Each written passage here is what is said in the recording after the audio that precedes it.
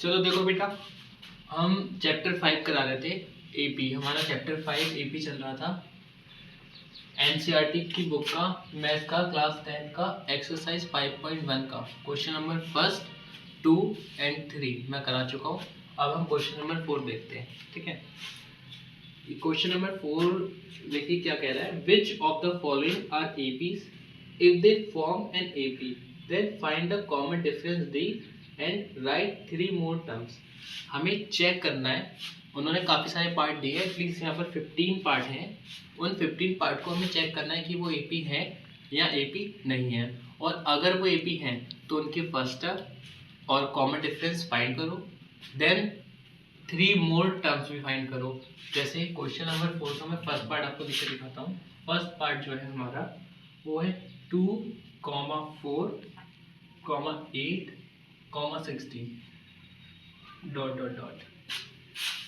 Question number 4 का first part है 2, 4, 8, 16। हमें ये बताना है कि ये एपी फॉर्म कर रहा है या नहीं कर रहा है, यानी ये जो सीरीज दे रखी है हमें, ये एपी बना रही है या एपी नहीं बना रही है, ये हमें चेक करना है। और अगर ये एपी बना रही है तो हमें इसके 3 मोर टर्म फाइंड करने हैं। जैसे फर्स्ट टर्म ये है, सेकंड टर्म ये है, थर्ड टर्म ये है, फोर्थ टर्म ये है, हमें फिफ्थ, सिक्स्थ और सेवन ये तीनों टर्म फाइंड करनी पड़ेगी। इसके लिए अब हम क्या करेंगे, पहले हम चेक करेंगे। तो जैसा कि हमने पहले ही फॉर्मूला पे डिस्कशन कर लिया है, हम एपी को चेक कैसे करते हैं। हम एपी को चेक करने के लिए क्या करेंगे, हम कॉमन डिफरेंस देखते हैं। अगर इनके बीच का कॉमन डिफरेंस सेम आएगा तब तो ये एपी हैं, और अगर कॉमन डिफरेंस सेम नहीं आएगा तो ये एपी नहीं होंगी। तो पहले हम कॉमन डिफरेंस चेक करते हैं। जैसे हम करेंगे for common difference,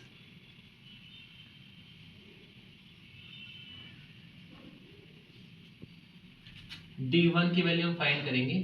D1 equal to क्या फॉर्मूला था, A2 minus A1, A2 minus A1 value put लगाओ उसकी। D1 की वैल्यू निकालने के लिए A2 माइनस A1 फॉर्मूला लगाया हमने। A2 की वैल्यू 4, यहाँ देखो A1 2 होगा, A2 4 होगा, A3 8 होगा, A4 16 होगा। A2 की वैल्यू 4 माइनस A1 की वैल्यू 2, 4 माइनस 2 इक्वल टू क्या आया हमारा, 2 आ गया। अब हम क्या फाइंड करेंगे, अब हम फाइंड करेंगे D2। D2 equal to, D2 के लिए फॉर्मूला लगाएंगे A3 minus A2। D2 equal to A3 minus A2। Basically common difference क्या होता है, आगे वाली टर्म में से पीछे वाली टर्म माइनस कर दीजिए तो हमारा कॉमन डिफरेंस आ जाएगा। तो हम यहाँ पर वही D2 फाइंड कर रहे हैं, A3 माइनस A2। A3 की वैल्यू कितनी है, 8 माइनस A2 की वैल्यू कितनी है बेटा, 4। तो 8 माइनस 4 दैट इज कितना आया, ये 8 में से 4 गया, 4 बचा। तो यहाँ देखिए D1 आया 2 और D2 आया 4। क्या ये आपस में इक्वल है, बिल्कुल भी इक्वल नहीं है। हमारा D1 not equal to D2, यानी जो कॉमन डिफरेंस है वो हमारा इक्वल नहीं आया। इसका मतलब ये जो सीरीज हमें दी गई थी ये एपी नहीं है। अगर ये इक्वल आ जाता तो हम बोलते कि जो हमें गिवन एपी दे रखी है ये इक्वल है, बट कॉमन डिफरेंस इक्वल नहीं आया तो हम क्या कहेंगे, एपी नहीं है। तो हम लिखेंगे that is this is not an AP. ठीक, इसके बाद हम इसका सेकंड पार्ट करते हैं। ये नोट कर लो, वीडियो पॉज करके नोट कर ले।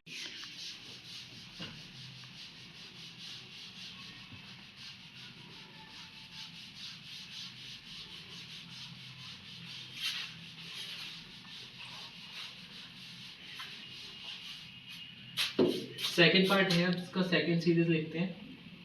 क्वेश्चन नंबर 4 का सेकंड पार्ट है 2, 5/2, 3, 7/2, डैश डैश डैश डैश। ये हमारा क्वेश्चन नंबर 4 का सेकंड पार्ट है। क्वेश्चन नंबर 4 का सेकंड पार्ट क्या है, 2, 5/2, 3, 7/2। ये हमें एक सीरीज दे रखी है, लेकिन हमें ये नहीं पता है जो हमें गिवन सीरीज है ये एपी में है या नहीं है। तो पहले हमें इसे चेक करना है कि ये एपी में है या नहीं है। तो चेक करने के लिए हम क्या करेंगे, एपी में है या नहीं है चेक करने के लिए हम क्या करते हैं, कॉमन डिफरेंस निकालते हैं। अगर दोनों का कॉमन डिफरेंस सेम आएगा तो ये एपी होगी, और अगर दोनों का कॉमन डिफरेंस सेम नहीं आएगा तो ये भी नहीं होगी। तो पहले कॉमन डिफरेंस के लिए सॉल्व करते हैं। तो यहाँ देखिए कॉमन डिफरेंस कैसे निकालते हैं, फॉर्मूला क्या होता है डी का, सेकेंड टर्म में से पहले वाली टर्म को माइनस कर दीजिए, कॉमन डिफरेंस आ जाएगा। तो पहले हम निकालेंगे फॉर, लिखो फॉर कॉमन डिफरेंस,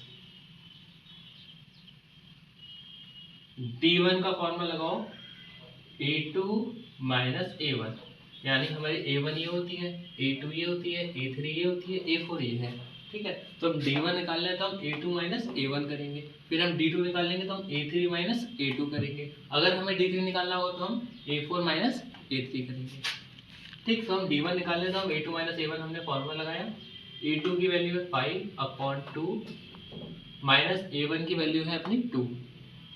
अब हम क्या करेंगे, अब हम इसका एलसीएम ले लेंगे।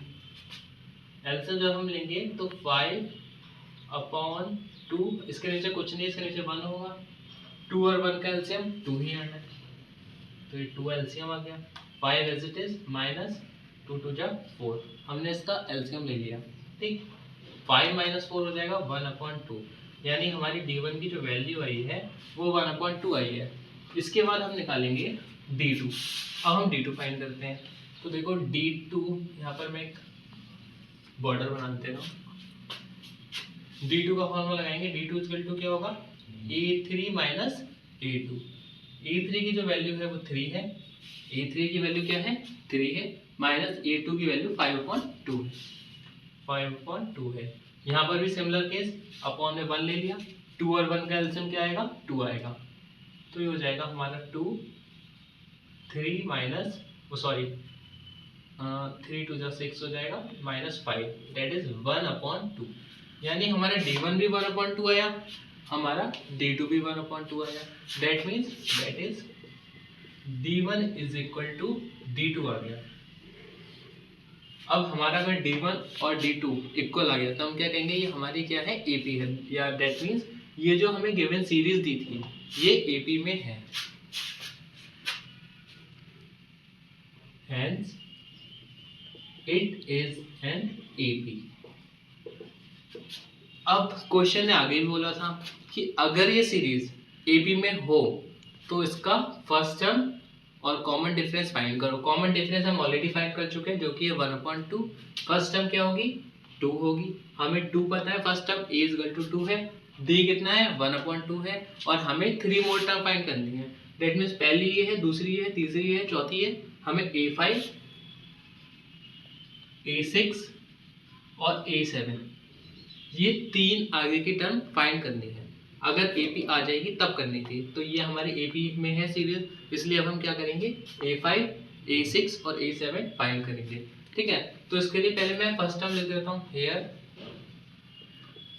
First term A equal to कितना है 2 है, फर्स्ट टर्म कितनी है 2 है, और common difference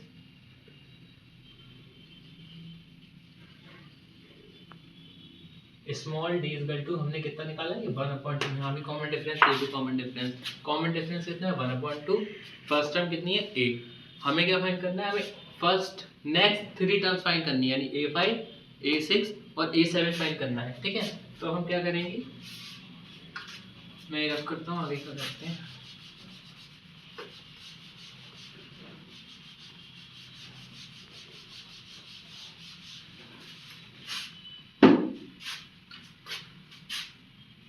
for next 3 terms, next 3 terms क्या होंगी A5 A6 A7, तो हम निकालते हैं A5। अब A5 टर्म हम कैसे निकालेंगे, इसके दो तरीके हैं, एक तो आप फॉर्मूला लगा सकते हैं, AN का एक फॉर्मूला होता है, लिखवाया था AN equal to A plus N minus 1D, आप इस फॉर्मूले से भी निकाल सकते हैं, या आप ये भी कर सकते हैं कि आपको अगर A5 निकालना है तो आप A4 वाली टर्म में D ऐड कर दें, जब आप A4 वाली टर्म में D ऐड करेंगे तो आपकी A5 आ जाएगी। अगर आपको A6 निकालना है तो आप A5 वाली टर्म में D ऐड कर दीजिए, अगर आपको A7 निकालना है तो क्या करेंगे A6 वाली टर्म में D ऐड कर दीजिए, इससे क्या होगा, इससे हमारी A5 A6 A7 निकल जाएंगी। इस क्वेश्चन में मैं ये वाला मेथड यूज कर रहा हूँ। फॉर्मूला हमें पूरे चैप्टर में यूज करना है, हम फॉर्मूले को आगे चैप्टर में यूज कर लेंगे, ये तो हमें आ ही जाएगा। ये वाला मेथड मैं इस वाले पार्ट में करके दिखा देता हूँ, फॉर्मूले से आगे करेंगे। तो जैसे मुझे A5 फाइंड करना था, तो मैं क्या करूंगा, A4 वाले टर्म में D ऐड कर दूंगा, क्योंकि जितनी भी AP होती है उनका कॉमन डिफरेंस D होता है, वो D से आगे बढ़ती चली जाती है, उनमें D ऐड होता रहता है, वो आगे बढ़ती चली जाती है, इसलिए हम D ऐड करके निकाल लेंगे।